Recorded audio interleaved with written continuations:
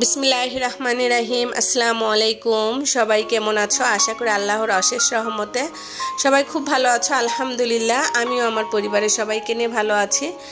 সবাইকে শুভ সকাল জানিয়ে সকাল থেকে আজকে ভিডিও শুরু করলাম। তো আজকে মহরমের দিন, সবাই কি রোজা আছো?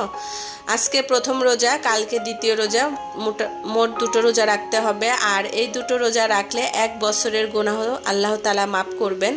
তো ইনশাল্লাহ আমরা সবাই রোজা রাখবো আর আল্লাহর কাছে বেশি বেশি করে ক্ষমা প্রার্থনা করব, কেননা এখন যে সময় আসছে খুবই খারাপ অবস্থা। তো এই যে সকালে ঘুম থেকে উঠে বিছানাটা পরিষ্কার করে নিলাম প্রথমে। আর আজকে কোনো রান্নাবাড়ার ভিডিও শেয়ার করব না তোমাদের সাথে, শুধু একটা নাস্তা শেয়ার করব।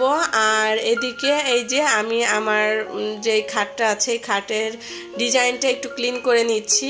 আর এটা কিন্তু প্রায় পরিষ্কার করতে হয়, না হলে অনেক ময়লা জমে যায়। আর এই ডিজাইনটা আমার খুবই পছন্দ।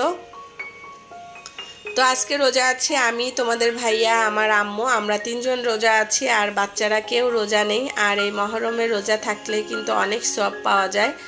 তো আমি যতটুকু জানি ততটুকুই তোমাদের সাথে শেয়ার করেছি। আশা করি আমার থেকে আমার আপুরা আরও বেশি জানে। তো যাই হোক, এদিকে আমার খাট ক্লিন করা কমপ্লিট হয়ে গিয়েছে। আর এই যে এখন খাবার এসেছে। তো রিয়াদ ভাই আমাদের জন্য মহরমের খাবার পাঠিয়েছে। আর রিয়াদ ভাই হলো আমাদেরই কোম্পানিতে উনি কাজ করে। আর উনি হলো বিহারি, আর ওনারা তো এগুলো বেশি পালন করে। তো মহরমের তেহারি পাঠিয়েছে, তো প্রায় 4 বাটি তেহারি পাঠিয়েছে। তো আজকে দুপুরে আর রান্না করব না, তেহারি বাচ্চারা খেয়ে নিবে। আর এদিকে এই যে বিকালে একটু আমরা ছাদে গিয়েছি। তো এটা হলো পরের দিনের ভিডিও, তোমাদের সাথে শেয়ার করছি।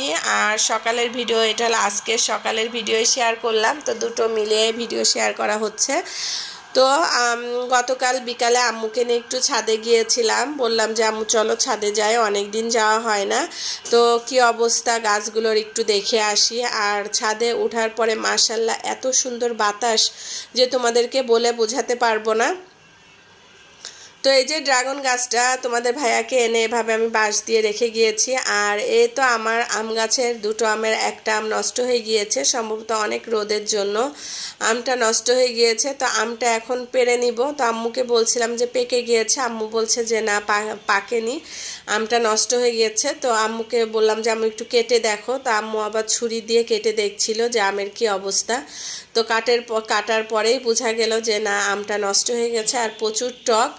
আর এ আম পাকতে আরও সময় লাগবে, কিন্তু এর আগে আমটা নষ্ট হয়ে গেল। আর এদিকে দেখো কত থানকুনি পাতা হয়েছে। থানকুনি পাতা কিন্তু আমাদের শরীরের জন্য অনেক উপকারী, বিশেষ করে আমাশা হলে থানকুনির ভর্তা খেলে অনেক উপকার। আর এই যে ড্রাগন গাছটা মশলা দিলে অনেক বড় হয়েছে।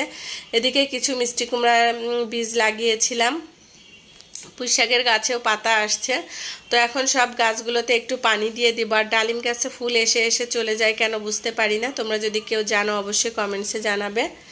আর এই দুটো লেবু গাছ মরে গিয়েছিল, মাশাআল্লাহ পানি দেওয়ার পরে আবার গাছ দুটো সতেজ হয়ে উঠেছে। তো এখন সব গাছগুলোতে একটু পানি দিয়ে দিব। ভিডিওটি দেখতে থাকো, আশা করি তোমাদের ভালো লাগবে। আর ভালো লাগলে অবশ্যই একটা লাইক দিয়ে ভিডিওটি দেখে নিবে। আর গাছের গোড়াগুলোও একটু আমি খুঁচিয়ে দিচ্ছি যাতে খুব সুন্দর পানি যায়। আর পানি যে গাছগুলো যেন আরও সুন্দর সতেজ হয়ে ওঠে। আমার ভিডিও দেখে আমার যে সকল আপুরা খুবই পছন্দ করো এবং সুন্দর সুন্দর মিষ্টি মিষ্টি কমেন্টস করো, তাদের জন্য আমার পক্ষ থেকে অনেক অনেক ভালোবাসা। আসলে ভালোবাসা দেওয়া ছাড়া আর আমি তোমাদেরকে আর কিছুই দিতে পারবো না আপু, তোমাদের জন্য অনেক ভালোবাসা ও দোয়া রইল। তো এদিকে আমি যে মিষ্টি কুমড়া বীজ লাগিয়েছিলাম সেটা দেখো মাশাআল্লাহ দিলে বেশ কয়টা গাছ হয়েছে। তো দেখা যাক গাছগুলো বড় হয় কিনা, এগুলোর একটু যত্ন করছি। আর এই যে বাহিরের আকাশটা দেখো মাশাআল্লাহ কত সুন্দর। আর এই ড্রাগন গাছে ফুলগুলো পরে কিন্তু ড্রাগন আসছে, সেইটা তোমাদের সাথে শেয়ার করব আর মনে ছিল না।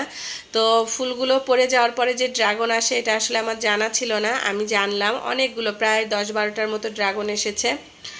তো সন্ধ্যা হয়ে এসেছে, নিচে এসে নামাজ কালাম পড়ে বাচ্চাদের জন্য এদিকে একটু নাস্তা তৈরি করছি। তো স্পাইসি চিকেন চাউমিন নুডলসটা আজকে তৈরি করব। তো সরি, স্পাইসি চিকেন চিংড়ি দিয়ে যে নুডলসটা তৈরি করা হয় সেটাই তৈরি করব। এত ইংলিশ আসলে বলতে পারি না। তো যাই হোক, যেভাবেই হোক তোমাদেরকে বললাম, তোমরা বুঝে নিও, আর ভুল ত্রুটি হলে অবশ্যই ক্ষমা সুন্দর দৃষ্টিতে দেখবে। তো প্রথমে চিকেন আর যে চিংড়িটা সেটা আমি ভেজে নিলাম, তারপরে এখানে কিছু কাঁচামরিচ দিয়ে দিলাম, একটু স্পাইসি করব।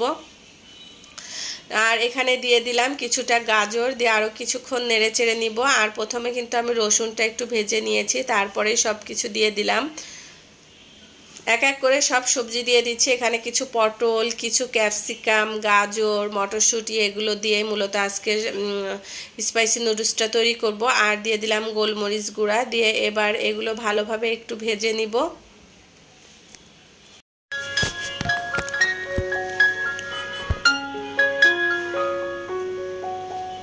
ভেজে নেওয়ার পর এখানে আমি একটা সস তৈরি করে রেখেছিলাম, স্পাইসি সস। এখানে সয়া সস, টমেটো সস, তারপরে দিয়েছি গোলমরিচ, তারপরে এখানে দেওয়া হয়েছে কর্নফ্লাওয়ার, স্বাদ মতো লবণ, চিনি সব কিছু দিয়ে একটা সস তৈরি করেছিলাম। সেটা দিয়ে একটু ঘন হয়ে আসার পরে এবার আমি নুডলসগুলো দিয়ে দিব, দিয়ে ভালোভাবে নুডলসের সাথে মশলাটা ভালোভাবে মিশিয়ে নিব। নেওয়ার পরে আমি এটা নামিয়ে নিব। আর এটা কিন্তু একটু স্পাইসি হয়েছে, গোলমরিচটা একটু বেশি দিয়েছি, সেই জন্য আমার বাসায় শুকনা মরিচ পাউডার ছিল না, সেই জন্য আর দেওয়া হয়নি। তো নুডলসটা খেতে এতটাই টেস্টি হয়েছিল তোমাদেরকে বলে বোঝাতে পারবো না। বাচ্চারা তো প্রায় 2 বাটি করে খেয়েছে, ওদের কাছে এত ভালো লেগেছে। তোমরা অবশ্যই একবার হলেও ট্রাই করে দেখবে, আশা করি তোমাদের কাছেও ভালো লাগবে। তো আমরা খেয়েছি এবং বাচ্চাদের টিফিনের জন্য কিছুটা নুডলস এখান থেকে আমি উঠিয়ে রেখেছিলাম, যেহেতু সকালে উঠে যাতে আমার কোনো ঝামেলা না হয়, সেই জন্য এই যে আমার আয়েশা এবং আয়ানের জন্য 2 বাটি নুডলস আমি উঠিয়ে রাখলাম।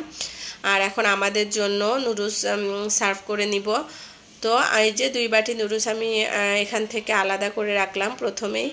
আর এখন সবাই মিলে খেয়ে নিব। মাশাআল্লাহ দিলে নুডলসটা যে এতটাই টেস্টি হয়েছিল যে আমি কথা বলতে বলতে এখনই আমার মুখে পানি চলে আসছে। আর যেহেতু আমি রোজা রয়েছি, কথা দিতেও একটু সমস্যা হয়ে যাচ্ছে।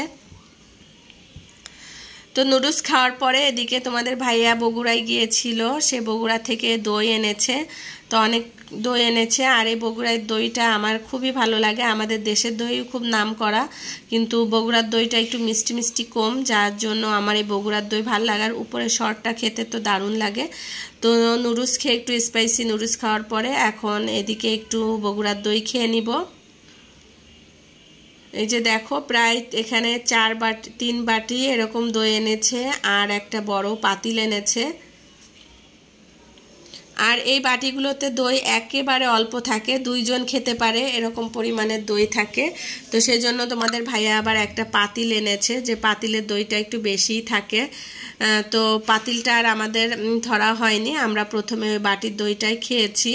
তো বাটির দই সবাই মিলে খেয়েছি, খুব মজা লেগেছে দইটা। আর বগুড়ার দই খুব নাম করা দইটা তোমরা সবাই জানো। তো এই আর কি, আজকের মতো আমি আমার ভিডিওটি এখানেই শেষ করছি। সবাই ভালো থাকবে, সুস্থ থাকবে এবং সাবধানে থাকবে, আমাদের জন্য দোয়া করবে। আমিও আমার সকল ভাই ও আপুদের জন্য দোয়া করি। আল্লাহ হাফেজ, আসসালামু আলাইকুম।